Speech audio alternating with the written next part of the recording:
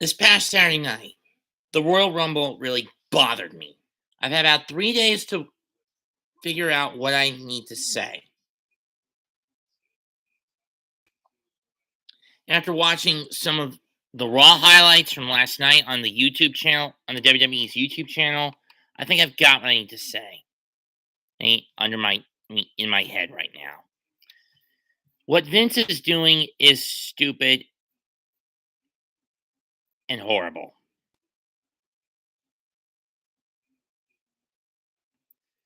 Now, you're going to hear the heel side of me come out, but just a second.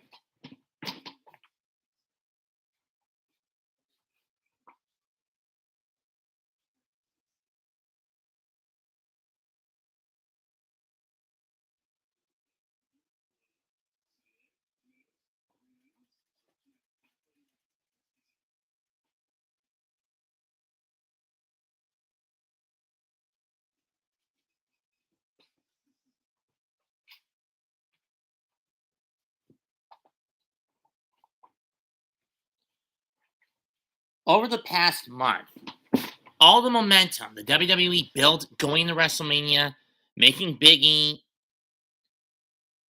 WWE champion, giving second of the three members of the New Day a title run with a big prize. Grant, it was through the Money in the Bank loophole, but you get the point. Only to basically strip it from him to put it back on Brock Lesnar's waist, and even if that was short term, I was bothered. I was annoyed by it. And then having him lose the title to the most bullshit way possible, have him win the Royal Rumble, go to and instead of saying he's going to challenge Roman at WrestleMania, he's inserted into the Elimination Chamber. What is the lock for the WWE title? What is the logic in this? If they're trying to unify the WWE and Universal titles and finally get rid of that damn title, well, I'm all for it. But this is not the way to go about it.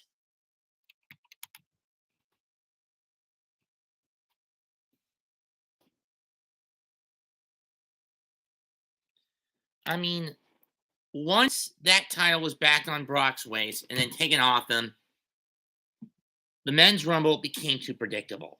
But if you think the men's rumble, the momentum, the pooch screwing with the men is bad, with the women, it's been worse. I mean, you put a belt on Bianca Belair at WrestleMania 37, specifically the SmackDown title. And then you put the Raw one on Rhea Ripley. Let me just get some proper music so I can get this off my chest.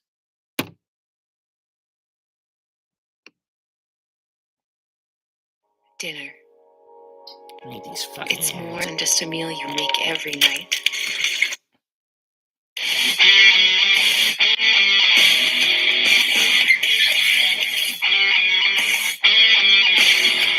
And then you put the title on Charlotte Flair for a small stint. And then you put it on Nikki ASH, who at this point should be called Nikki ASV, almost a super villain, not almost a superhero. And then you put it back on Charlotte at SummerSlam. And that same night, you have Becky Lynch return and beat Bianca in 8 seconds and go full-blown heel. Well, as big-time bats, not as the man. And then to make matters worse, the Royal Rumble rolls around. You put Charlotte in it and give her the hubris. And this is after the draft, and Becky and Charlotte swap places, and by proxy swap titles. Let's do a draft by way of draft regulation.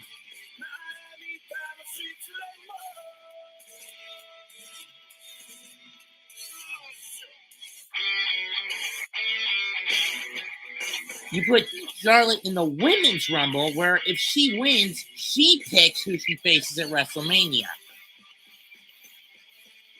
Unfortunately, that didn't happen.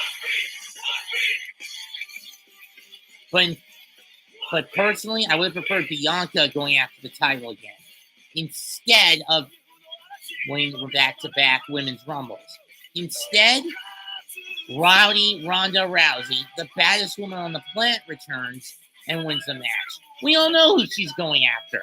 She's going after Becky at WrestleMania, which means in Jeddah on the 19th, 18 days from today, there's going to be a women's champion determined to get Charlotte at WrestleMania. So Charlotte basically gets a free pass this month.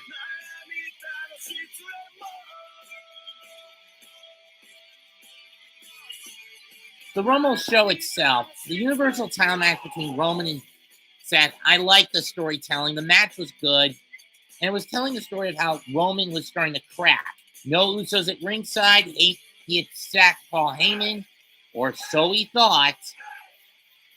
A little bit on that later. Great match, but the ending killed it, in my opinion.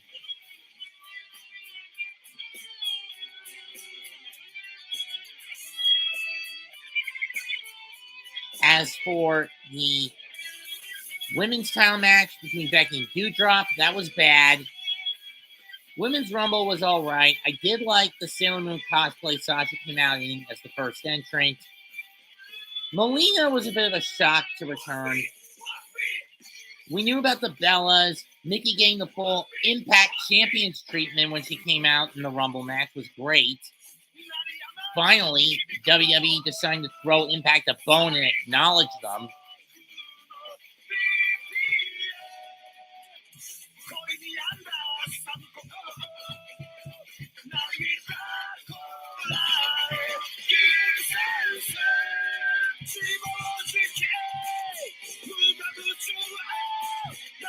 Yeah, kind of weird. I'm listening to a pro wrestling Noah theme that uses my heel to show myself as a heel. What? It's a bopping track.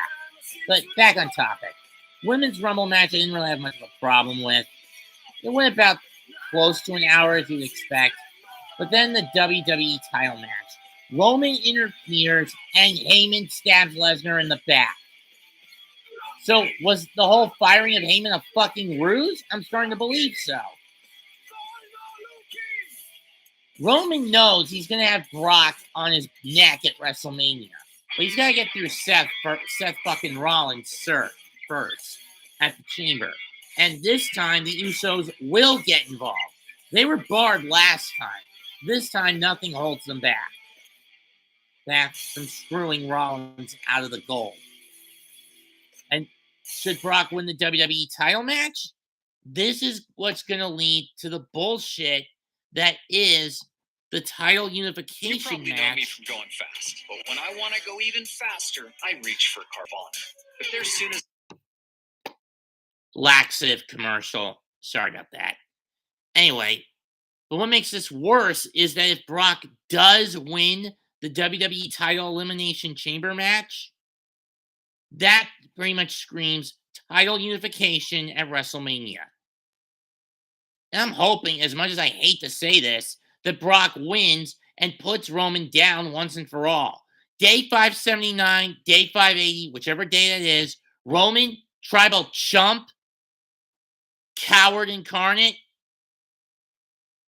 Let me put it like this for you, Joe.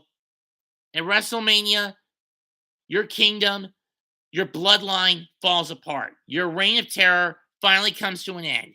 April 2nd or 3rd, time's up. I made that same declaration to CM Punk when he turned heel following the 1000th episode of Raw. And I even told him when I did my predictions for the Royal Rumble 2013 at Daily Motion, he was going to lose to The Rock on day 434 of his reign. And sure enough, he did.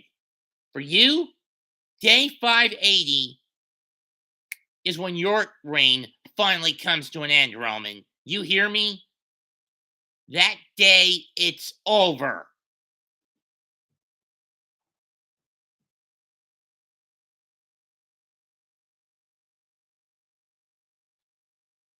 Because people have had it up to here with you taking the coward's way out, using your cousins as your insurance policy, having Paul Heyman as your verbal advocate, But then again, the latter is expected because, let's face it, Paul E. Heyman is a fucking parasite. He will cling to whoever the biggest meal ticket he can find is. And considering he and Brock had roughly a near 20-year pseudo-paternal relationship with each other, more than triple the length of the Okada-Gato paternal relationship.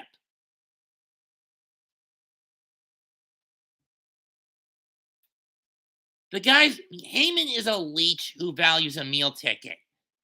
His loyalties are bound to the green of money. No more, no less. And Vince is flat out stupid to go down this road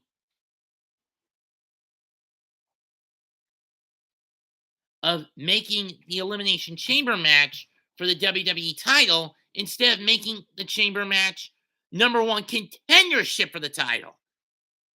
I mean, here are the 6 that are in the Chamber for February the 19th. Aside from Lashley and Lesnar, the other 4 are Austin Theory. Don't have a problem with that. AJ Styles. Makes sense to continue the Theory Styles feud, which I think culminates at WrestleMania. Riddle.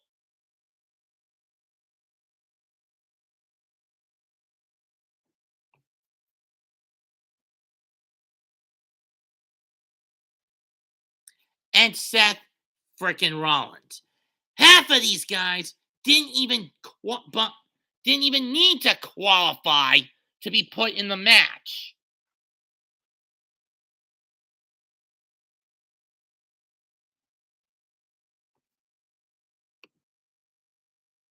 And this is what pisses me off about the direction WWE is going. It's going in the crapper. I think this is why a lot of people, now have been hopping ship to products like Impact, GCW, Noah, DDT, New Japan. When it comes back in April, they'll be jumping back into Ring of Honor. And more prominently, AE fucking W. Because they want logical storylines. They want wrestling, damn it. Is that a word that is so taboo to you, Vince?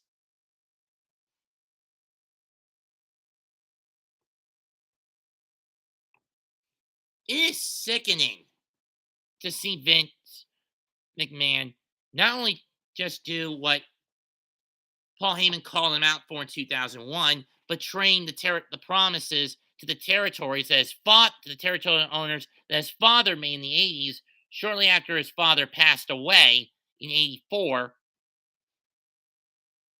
to turn the WWE into a global conglomerate monopoly of professional wrestling. Well, more like a national monopoly, but the point still applies. And I've called Vince out as a senile old dumbass going back to these old and tired tropes before. My point is this. Between now and WrestleMania, the WWE better get its fucking act together. They got less than 9 weeks to do it. Leave a comment, smash the like, sub to this channel. Mets2128 signing out. Goodbye and good night.